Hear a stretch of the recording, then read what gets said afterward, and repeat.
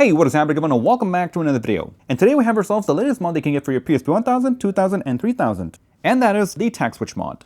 That makes the regular PSP buttons feel like the PS Vitas. And yes, I can already tell that this is going to cause a debate in the comments, so just bear with me, we're going to answer all the questions, and tell you why this is still a good thing even though you may not care about it. So, let's get into it. So yeah, these were silently released back in February on none other than AliExpress. And they're meant to replace the left and right ribbons that house the D-pad, face buttons, and triggers, giving them clicky buttons. And these come in 5 different variants. 2 made for the PSP 1000, with one of them keeping the mushy buttons for the triggers, a single model for the 2000, and finally 2 for the 3000 model, 1 for the old revisions, and 1 for the new revisions, with the new revisions being the ones that house the left LEDs as a part of the actual ribbon assembly, which happens to be one of the hardest parts to get your hands on without buying a donor PSP, which is fantastic news for those who have been sitting on their PSP and haven't been able to fix their D-pad or left trigger, most likely sitting around collecting dust. And we'll talk more about why this video was delayed, but for now, let's take a look at each of these units, take a look at what's included, install them, and finally we'll finish off by testing them out and giving you my final thoughts. So, let's get started.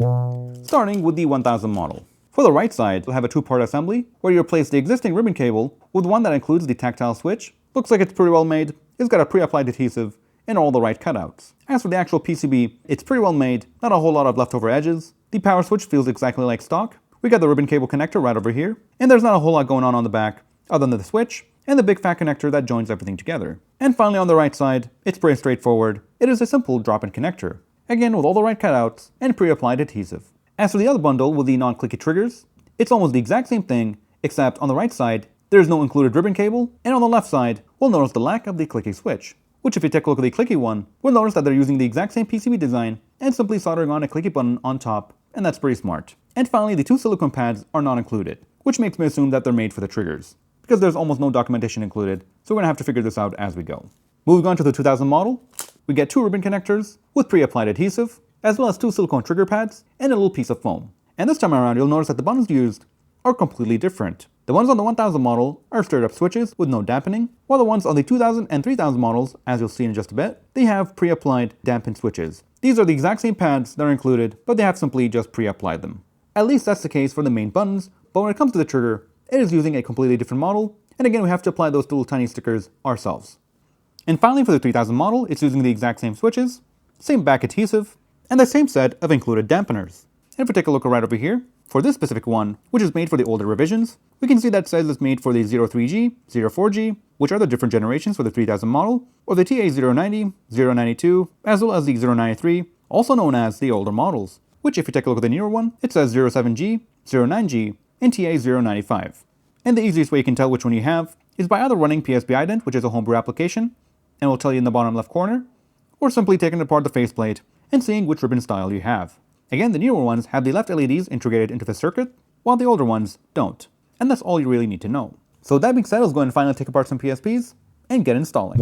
Starting with the 1000 model. On the left, we got ourselves an original pink PSP, where we'll be trying the full tactile set, while on the right, we got ourselves a decent aftermarket yellow shell that we'll use to test out the regular trigger option that keeps the mushy buttons. And just a heads up, if you don't know how to take apart your console, I do have teardown guides for all of these units. Links for those will be in the description down below.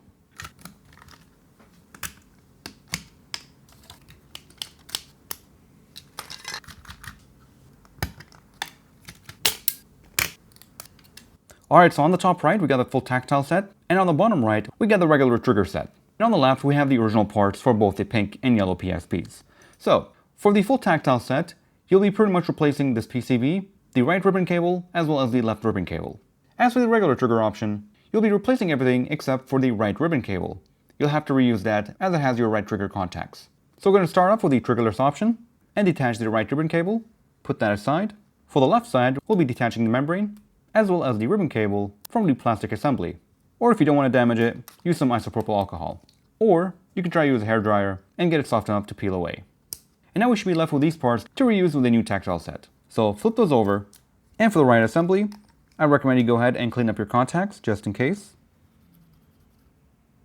Open the connector up and insert the ribbon like so. And while we're here, we might as well go ahead and give this a quick wipe. As for the left assembly, it does come with some included adhesive, which is really nice. And we'll start off with the big one. Go ahead and unpeel it. And what you want to do is line these two up with these 2 prongs right here. And make sure you don't accidentally bend the ribbon cable. Just carefully bend it back to a flat profile before you go ahead and install it. One thing to note here is that the top left opening is perfect. However, the bottom left one is not, which is causing the middle opening to not be perfectly lined up. So we'll try to slide it off to the side and see if that does anything. And there we go.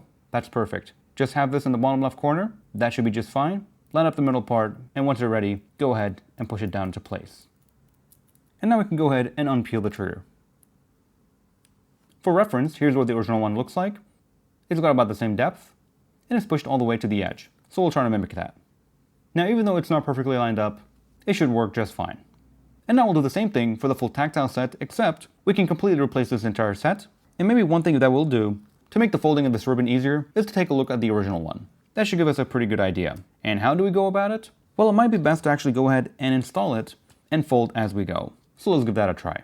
Insert this ribbon, and then it seems like we're supposed to fold on these white lines. So we're going to fold this piece to the left.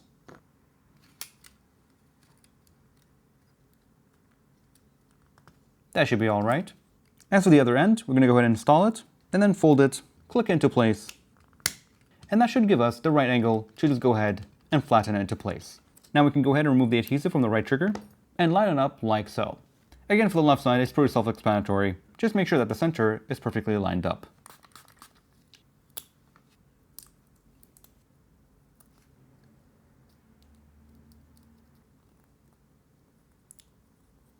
And finally, clip it back into place, bend the ribbon cable, give it a slight push, and screw it back together. And now we can go ahead and install the included dampeners, which I'm not exactly sure where they're supposed to be used, but we'll figure it out. Alright, so at this point I'm recording about a month and a half later, and since then a couple things have changed in regards to the tactile switches. The first one is that the capacitive trigger option is no longer available, but that's actually not a problem because you can actually desolder the existing tactile switch option and replace the right ribbon with your original one. And that will pretty much give you the membrane triggers. So if you got a soldering iron and you really want the meshy buttons, then go ahead and desolder the left trigger and make sure it's nice and clean and flat with some flux and a solder wick. As for the right side, you can just simply reuse our old ribbon cable, which already has the contacts. And that's pretty much it for the mushy trigger option, essentially giving you both options in one. That being said, the other thing that I just noticed is that they are no longer shipping two different sizes. Originally, this one shipped with 4 cloths, 4 clear pads, and 4 too small pads. However, now, according to one Reddit post, now it seems like they have changed the clear ones to be all the same size. But that's alright, it shouldn't be a problem. With that out of the way, I do want to give you guys a heads up and let you know that the method I'm about to show you is the best non-destructive method that I can come up with after spending countless hours on these things, trying to make them somewhat usable, even after sacrificing not only my time, but many different parts in the process. And once we're done installing all of these, we're going to be doing the installation methods first for each model, and then at the end of the video, we're going to give them the final review, give you my final tips and thoughts, and wrap up this video. So, sit back, enjoy, and let's get into it. Let me show you how to actually get the 1000 model installed. If you have seen my community post, it was not a fun time. But I finally got something that's working, and of course, you can always expand on it, try the same method with different materials, and see what works for you. And all you're going to need for this one is blue painter's tape and some scissors. Starting with the easiest one being the D-pad. All you have to do for this one, simply unpeel the film and stick on one pad per section. It doesn't have to be perfect, all it needs to do is to make decent centered contact with your buttons here. One thing that I want to take note of is that you don't want this thing to be protruding too much, as that is where your screen is when you go ahead and apply it here. As for the triggers, it's almost the same, except you have to actually add a couple pieces of blue painter's tape, also known as masking tape. If you never used this stuff before, it's basically made out of paper, and it doesn't leave any residue, even if you leave it for long periods of time. It's much easier to actually peel off, which makes the tweaking process a whole lot easier. And what you want to do here is to go ahead and cut yourself some small pieces of strips, which then you can go ahead and cut into small squares, and basically cut them to size so they're not spilling outside the intended area. And in my case, I ended up installing 3 layers of blue painter's tape on my triggers, followed by the clear pad. You can of course cover the entire area here, or just the area where the tactile switch will make contact. It doesn't have to be perfect, but it should look a little something like this. Now of course you're going to see me putting these pads directly on the triggers. I find that to be a safer option, as there is a less chance of it actually slipping. And now, when you go ahead and put it back on, it should make contact. Now you can see mine is not perfectly centered. I can slightly shift it, but this will work as well. And that's pretty much it for the triggers, at least for my liking for this method. There's 100 different ways you can go about it, but for now, let's go ahead and talk about the face buttons, which are going to be the most annoying ones by far, at least for the 1000 model, and here's why. By default, they give you these little cloth pads. Yeah, they're made out of cloth, and I don't know why. I don't know who approved this, but that's how it is. Again, I've tried many different things for both the triggers and the D-pad and the face buttons. And yes, I even tried to sacrifice a couple silicone membranes, and nothing worked. Because without the solution, you'll end up with very flimsy buttons. that almost sink into the faceplate.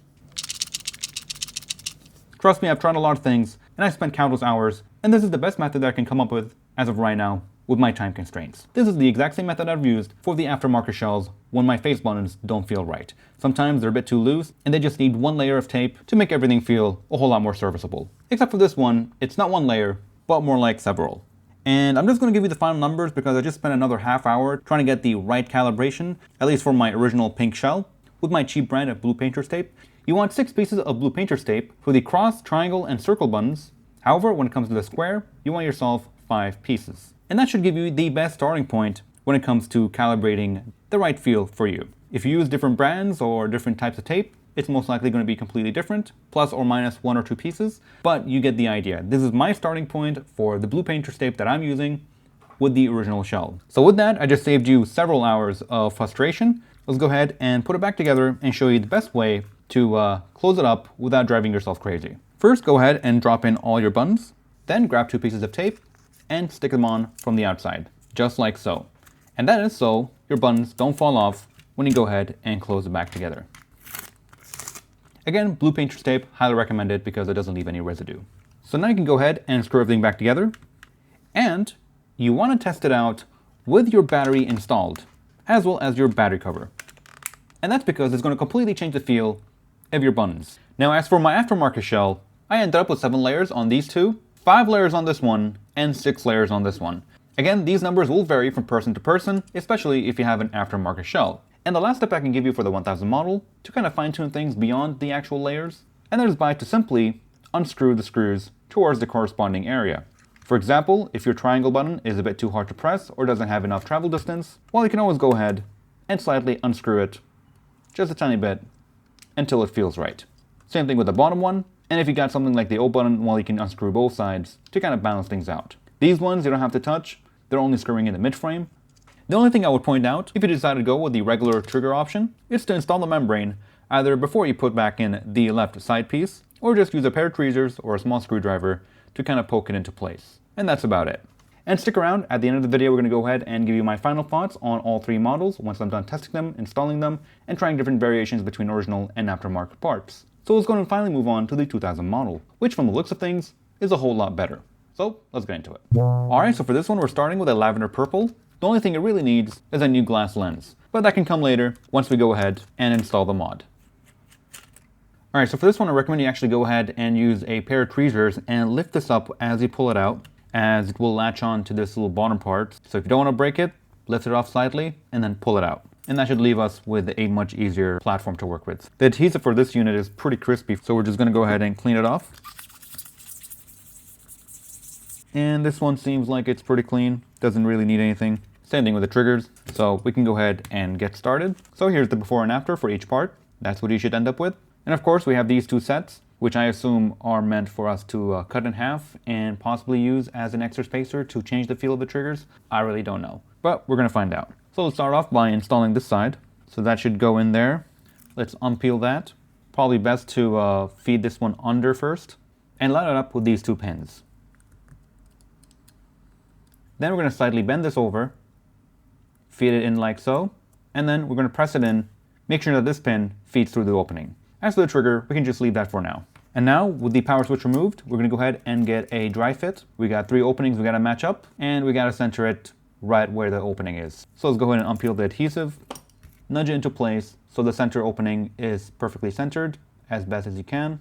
And once all the openings are seated, feed the power switch. It will be easier if you go ahead and feed the power switch before you go ahead and install it.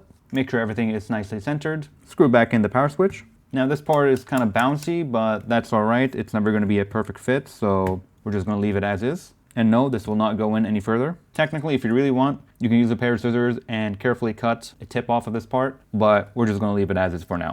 Now we're going to go ahead and fold this piece over to meet with this connector. So we're going to fold it to the right and carefully feed it into place, lock it. Once it's nicely seated, everything is lined up, you can press this part down to kind of flatten it. And now we can move on to the left assembly. Make sure the cable is connected first, drop everything back into place, pull this out, get it seated, and then push it back in. Clip the power connector back in, screw down the left assembly, and now we can finally move on to the triggers.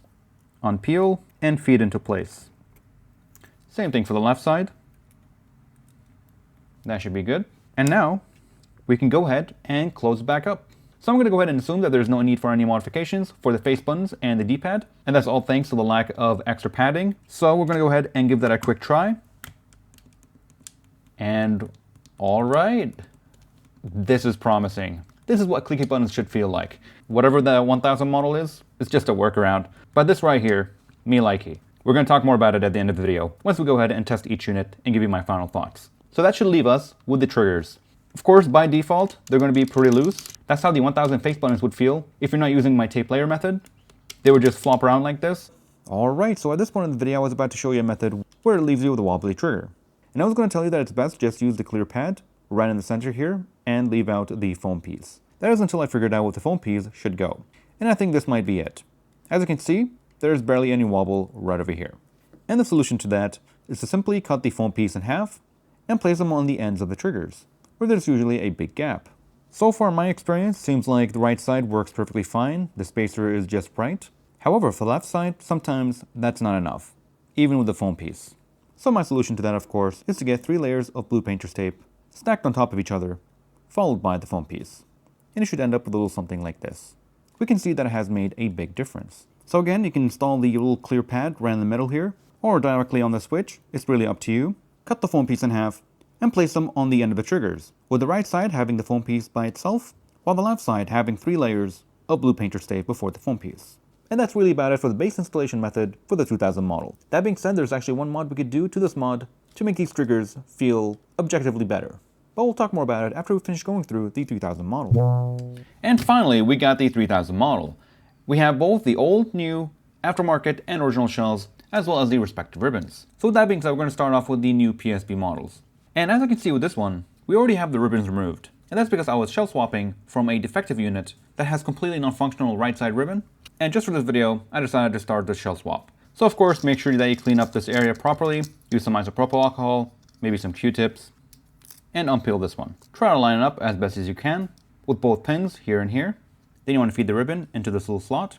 Grab your PSP, open up the SD card slot, wiggle it into place, and bend this ribbon downwards, feed it into place, and lock it. Now we're just going to give it a tiny push. We don't want to completely flatten it. Just give it a tiny push, enough to set it into that position. Then we can finally go ahead and unpeel this part and push it into place. Now for the right side, what you want to do is to grab your power switch and lock it into place. Then you want to go and unpeel the big part and set it into place, making sure that this prong, the central one, as well as this bottom one right here that is hidden behind the power switch, are all perfectly centered. But close enough should be good enough. You can kind of set the power switch. It might slip, that's alright, because with the new models, they actually don't have a screw. Sony decided to remove the screw on the newer PSP 3000 models. Next up we have this ribbon cable. We're going to go ahead and fold it to the side, point it upwards, and feed it into the connector. Again, just give it a tiny push, don't completely flatten it, otherwise you might damage the cable. And now we can finally go ahead and unpeel the right trigger. Set it into place after you push it all the way in, and that should be pretty much it for the bulk of the installation. Finally, with the triggers, it's pretty much the exact same thing with the 2000 model. You'll want to go ahead and install the little clear pad directly on the switch, or directly in the middle here. Cut the foam pads in half, place one on the right trigger without any additional tape, and that should work perfectly fine, stopping your trigger from wobbling forward. And again, just like with the 2000 model, since the area here has a bit more spacing than the right side, you'll want to get yourself a couple layers of masking tape by cutting small thin pieces, and all you really need is 3 tiny squares. In my case, I found 3 layers to be the optimal number. Just simply stack them on top, make sure that they don't protrude anywhere outside, and finish it off with the little foam piece. And that's pretty much it for the basic installation method. It's straightforward, non-destructive, and it works out pretty decently in the end. That is if you're happy with these triggers. If you're not, well, there's the more destructive method, which I guess we could call the rubber dome method. But we're getting ahead of ourselves. Let me put this thing back together, then we can talk more about that. So we'll be back in just a bit. Alright, so for this one it's pretty straightforward. Just like before, grab your power switch, clip it into place, remove the adhesive, center it and line it into place with these 3 prongs, screw in the power connector, and you'll notice that it's kind of kinked right here, but that's alright, that's just how it is with this ribbon. It's a bit too long. Then we're going to grab this cable and spin it around, feed it into the connector, ensuring that it's actually in there, and lock it into place. Of course, make sure that your power connector is under here, unpeel the right trigger, and set it into place. As for the left side, it's just like the 2000 model. We'll go ahead and feed the ribbon cable under it, and then you'll notice we'll have to bend it and set that piece of adhesive in, feed it into this little slot, and that's how we're going to be doing it. So go ahead and unpeel it. And if you're having a hard time lining it up, you can kind of help it out by just applying some isopropyl on the back here to allow it to slip around and help you line it up before it sets into place. Once it's all lined up, go ahead and feed the ribbon into the slot and line up the little prong here and then set it into place. Now we can go ahead and open up the SD card slot, line up the ribbon, and lock it into place. Finally, we can go ahead and unpeel the left trigger, push it all in, set it, and now all I have to do is to go ahead and apply the little pads. You can either do it directly on the buttons, and that should work perfectly fine, or my preferred method is to apply it directly onto the actual trigger. Just make sure that you line it up perfectly. Grab this little foam, cut it in half, and apply it to the edge of the trigger. Same thing for the other one. And personally, what I would do, if these foam pieces are not doing enough, I would apply a couple layers of blue painter's tape to kind of fill the gap. So at this point, we're going to go ahead and put everything back together like you would with a regular PSP, and we can finally jump into the conclusion, testing everything out, and giving you my final thoughts. But right before we do that, there's actually one last thing we could do in the form of a mod for the Clicky mod. So early on, when the Tactile bundle mod was released, someone by the name of NotPSPGuru on Reddit posted about their Tactile mod. And shortly after a couple days, they posted this, a modification to the triggers to make them subjectively better. How good is it? Is it worth your time? Well, I've tested it out, and here's how it went. Now, the basic premise of this mod is that you simply go ahead and drill out a little hole in the trigger. And yes, it is definitely a destructive mod, so be ready to either have some spares or buy some aftermarket triggers to practice on, or maybe use for this mod and see if you like it. That is if things go according to plan. So in my case, I tried different bit sizes and found the 6mm bit to be the most optimal one. Now the other destructive part of this mod simply requires you to remove the rubber dome from your original style ribbons. And yes, I did test aftermarket and original, and they both work just fine. And this works by simply just peeling this part off, and if you want to help it out, you can just hit it with some isopropyl. And really the best way to go about it is to first use a screwdriver to pinpoint exactly where you're going to be drilling and kind of leave a little indent to act as a guide for your drill bit. And once you get it started and the hole is perfectly centered, basically what you want to do is simply place that rubber dome that you ripped off right on top of the switch, get it centered, and basically just go back and forth with a drill. Drill a little bit, test it out, drill some more, and test it out until it starts feeling right. And that's a no. One tip that I can give you if it's not lining up perfectly is to first line it up without the actual retainer, the retainer being these things right here, center the pad, get it feeling right, and then just simply hold it into place while you install the retainer and screw it in. In my case, the left side turned out pretty well. Is it optimal? Well, we'll talk more about it at the end of the video. But one thing for sure, it's a very risky process, and you're most likely going to need yourself some extra triggers to either practice on or use as sacrificial units to see if things work out for you. So it's not 100% recommended, but if you fancy, the option is there. I did test it out, and we'll give you my final thoughts right about now. So right in front of me, we have 5 PSPs with Tactile mods, and we're going to be going through pretty much everything. So we'll start off with the 1000 model. So as you have saw in the beginning of the video, things didn't go too well, and I'll keep it short. I spent a lot of time, energy, and resources trying to figure out the best way to actually get this to a functional state. Because out of the box, this kit has no instructions, and neither does it have sufficient parts. Without the method that I put together, we'll end up with flimsy face buttons and a super wobbly set of triggers. Of course, if you're going with the full Tactile mod. So after spending a bunch of time, how does it hold up? Well, first things first, let's start with the triggers. The triggers, they're alright. I mean, they click, but they have like 1/10 of the original depth. On the right, we've got a Clicky, and on the left, we have the standard. And as you can see, there's a big difference. And although it does work, it leaves a lot to be desired. And the only real 2 benefits I can think of is faster response time and quieter controls. So if you want to silence your system, that's one way of doing it. These controls will be very quiet compared to a standard set. I mean, just listen. Especially if you have a very springy trigger. So with that in mind, if your triggers already feel good and are functioning perfectly, then I highly recommend you go with the non-clicky trigger option. And if that variant is sold out, you can always go ahead and desolder the left trigger switch, and when you do that, it will actually reveal the contacts for the regular trigger option. They're using the exact same design. As with the right trigger, you can just simply reuse your old ribbon cable that houses the right trigger contacts. Now, how's the actual D-pad? Well, the best way I could describe it is being very similar to the PSP Go. However, there's a big caveat, and it depends on your luck, your shell, and everything in between. You see, I tried it with an original shell, as well as a decent aftermarket shell with original buttons. And with my full original system, as you can see, buttons are functioning correctly, but when I go ahead and press in the top left corner of the left D-pad, it will also trigger the up button. And that can be extremely annoying, especially in games like Tetris, where the up button will simply drop the block right down in the middle. However, when it comes to this unit, it actually functions a little bit better. As you can see, I'm trying my hardest to actually go up and down and trigger the other ones, but unless I'm really trying, it's not going to happen with normal clicks. This time, it's the other way around. The left button is being triggered by the bottom. Now the question is, how does it feel doing combos with this on fighting games? Honestly, after actually trying it out and really thinking about it, the 1000 model has a pretty bad D-pad for these type of games. And why is that, you may ask? Well, it just simply feels very flat. There's barely any depth because once you actually press down, it feels like you're actually just touching the front of the shell, especially with the buttons having the exact same surface as your faceplate. And for comparison, here's a stock PSP, and as you can see, it is impossible to trigger any of the other buttons unless you're actually physically pressing on them. And even then, trying to do a spinning combo on this, it just feels pretty bad. That being said, one place that I found the D-pad to actually be pretty good is with games that require precise inputs.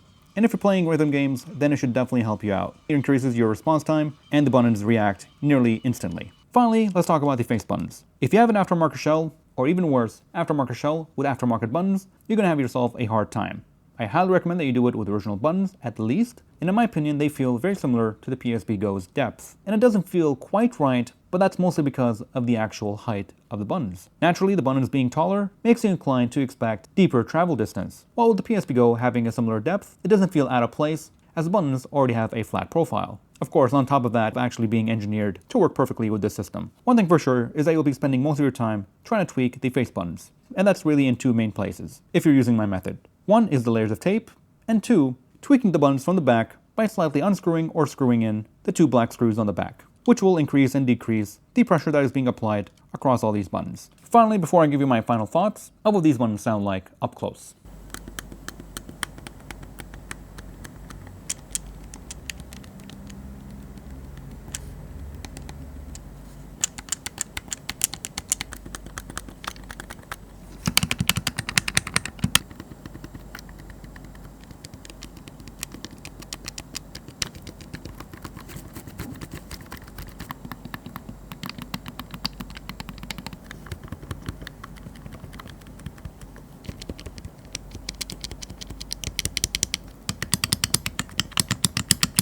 So as you can see, the triggers are a whole lot quieter with the clicking option over the originals. But if you don't care about that, if you're getting this mod, stick with the regular trigger option, or try to adapt yours to support that. So, would I keep this mod on my PSP?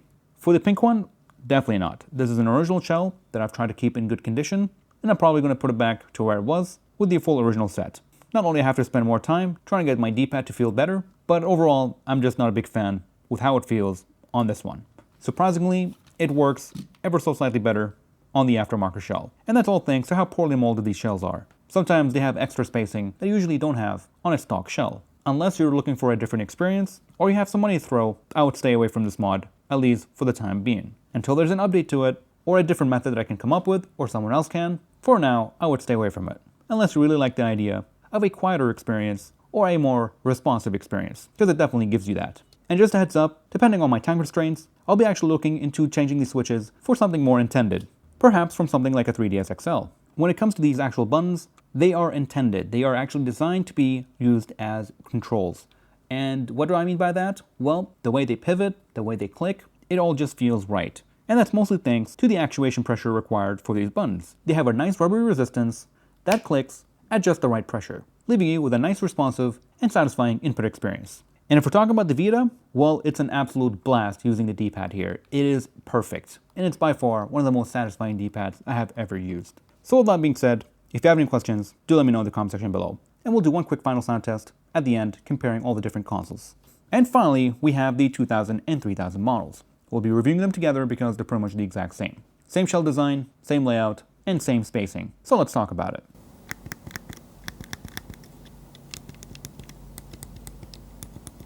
Starting with the original D-pad. When we go ahead and compare the slim models to the fat model, it is a night and day difference. And that's all thanks to a couple factors. One, having different switches that are more suitable for this type of application.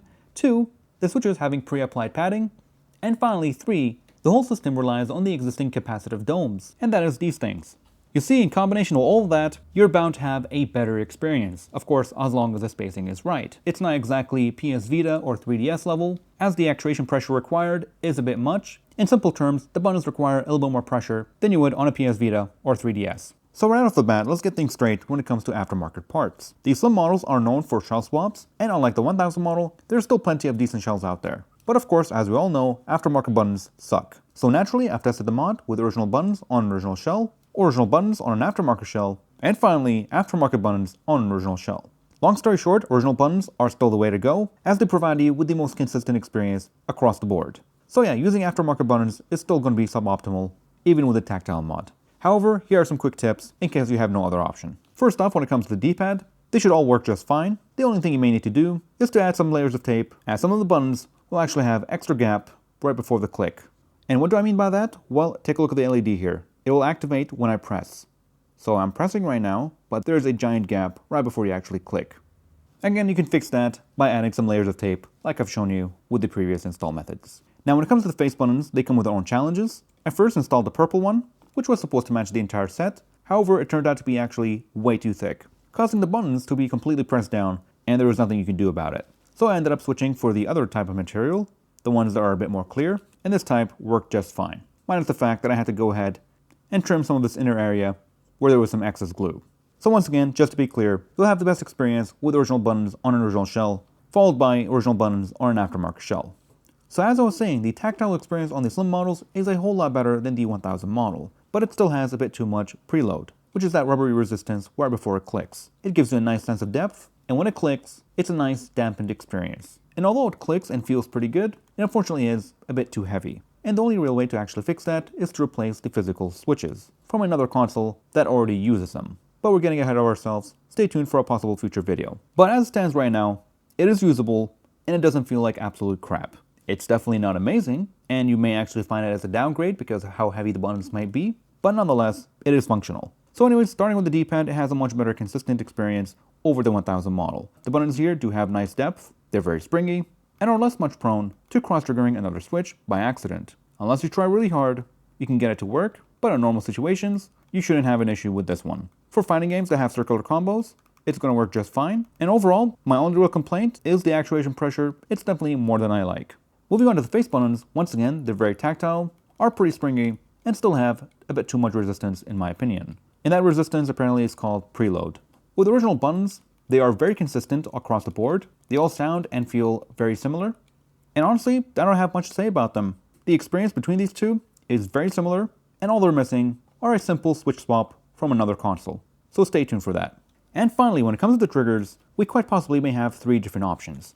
The first one, of course, is using them as is. That's with the 2 circular domes on the bottom and the foam pieces on top here, with some extra layers of tape to kind of tweak the feel to your liking.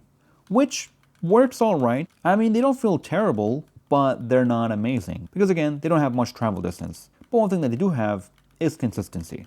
And here's how they sound like.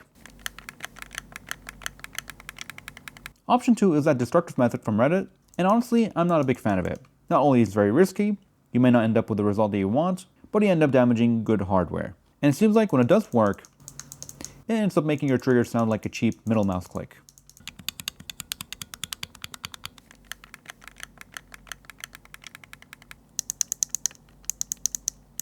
So what's option 3, you may ask? Well, we might turn this into a bonus section and try to actually desolder and convert the tactile triggers from the slim models into a regular function set, just like how it's done on the PS Vita. So let's go ahead and quickly give that a try and see how things go on this unit right here. Alright, so here we go. It's going to be a late night upload, so hopefully it's worth the time sacrifice. Alright, so hopefully I didn't break them while taking them out. I kind of rushed. But first off, if this is going to end up being successful, make sure you go ahead and remove your pads. So let's go ahead and add some flux to help the solder flow better. And what I'm doing here is heating the pads and then pushing the switch upwards to kind of separate it. Then you want to let it cool down real quick. Maybe blow on it. And here's a side profile of what that should look like. We can see that the right prongs are separated from the ribbon. And then for the other side, we can just heat it up and we should be able to pull it out with a pair of tweezers. So that should leave us with these contacts that hopefully are enough to give us a decent normal trigger experience. So we'll see how that goes. Right now I'm just wiping with some isopropyl alcohol. So here we are over a week later with yet more delays. And here's what we got. Now if you're thinking of using the original pads from the slim models, it will simply not work because they have actually no contacts and all they are is a simple spacer. However, what would work are the 1000 model pads, which are in fact capacitive, which as you can see, it is in fact working. So that's great if you have an original pad, But how would it work with an aftermarket pad, which as you can see is completely different. Instead of one big oval, they have 3 small circles. And what needs to happen here is either these 2 sides making contact with each other. So either these 2 making contact together, or these 2, or any cross combination. So let's see if the aftermarket stuff can do the job.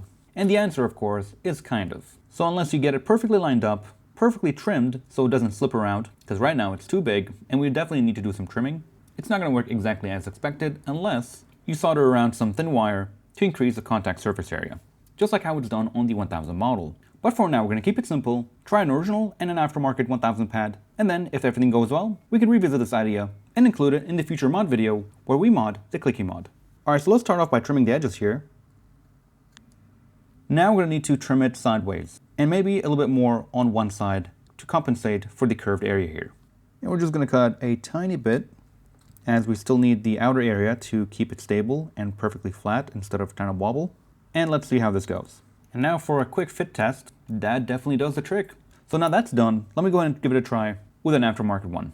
I'm about to lose my mind, because when I put everything back together, the triggers didn't click properly. And I think I know why. So let's go ahead and grab my little trimmer. And this time, I'll be using some aftermarket triggers because I don't feel like damaging any more original parts. And what we need to do here is trim these ends, as they're getting in the way of the domes. So now that we have a nice flat surface, this should be the tweak that we're looking for. Alright, so we're finally getting the right travel distance. And for these things, instead of using that solder, let's try it with a wire. Now what we're doing here is only necessary if you're using 1000 aftermarket rubber domes, because they're using 3 small circles instead of 1 giant oval, like how it is on the original. Alright, so that should do the trick. Not the cleanest, but we'll get by. Then the triggers. And now, the moment of truth. Oh yeah, there we go. This is exactly what we have been looking for. Now the right side feels a whole lot better than the left side, and that could be for a number of reasons. Could be the original pad that we're using, how the area is cut out here is completely different from the left side, and it could also be because we're using an aftermarket shell. We'll notice that the line here is actually pretty straight, but when it comes to the left side, the whole platform is kind of shifted. But again, that can all be tweaked with some layers of tape or some trimming. So with that being said, let's go ahead and finally conclude this video. And so, the conclusion. Where does this leave us after all that work? 75 days and 600 gigabytes worth of footage later, and I think about 7 different conclusions. Anyways, for the 1000 model, I don't recommend it. It's pretty bad, even after tweaks, it's horrible. If you're a beginner, don't do it. If you're a tinker and you want to try something different and see if you can make it work for yourself, be my guest. Now, for slim models, the 2000, 3000 old, and 3000 new. Is it worth your time? Is it worth even looking at? Well, the best way I could put it is that it's got a lot of potential. Again, my main 2 complaints for these, being the 2000 and 3000 ones, is that the trigger kind of sucks, and that the buttons are a bit harder to press. They have too much preload, and that's all because they're using non-gaming switches. They just slapped some generic ones and called it a day, which will result with the experience that I'm talking about. They're definitely not as effortless to press as the ones on something like the PS Vita. So for that, I'm going to look into it and see if I can actually mod the switch mod with a different switch. The one upside that I mentioned in the beginning of the video is a really big one. If you're using one of the newer models, they have the integrated LEDs into the left ribbon assembly, that being these ones, you're going to definitely benefit from it. Because if your left ribbon assembly is defective, well, your options are very limited. You either get yourself a donor PSP, which might also have a defective ribbon, or you can get yourself the Clicky mod. Because trying to find these ribbons for the newer 3000 revisions is near impossible, and they're usually going to be overpriced. So for that is one big plus in my opinion. Keeping a console alive is definitely better than a console sitting around collecting dust because your ribbons are not working correctly. So yeah, that's really about it. Probably wondering why this video took so long and why there was a lack of updates. Well, I haven't been feeling great. Constant migraines, fatigue, brain fog. That in combination with work and not having enough time to work on anything or even think. Oh yeah, and the fact that I've been working on a website as well as upgrading my modding setup. Oh yeah, and of course, this video. This mod has took me forever. It was supposed to be a simple install mod. Should have been able to get it out in 2 weeks, but with all the things that were going on, with all the different tweaks that I had to do and testing, experimentation, and over and over and over, and again, 600 gigabytes later worth of footage and a bunch of different conclusions, here we are. So yeah, definitely a mixed bag. 1000 model, stay away from it for now. 2000 model, it's worth it if you have broken ribbons or you feel like trying something new. So yeah, that is all for this video. If you have any questions, do let me know in the comment section below, and stay tuned for a future mod where we mod the Clicky mod. So that's it. Thank you all for watching, and I'll see you guys in the next one. Take care, everyone.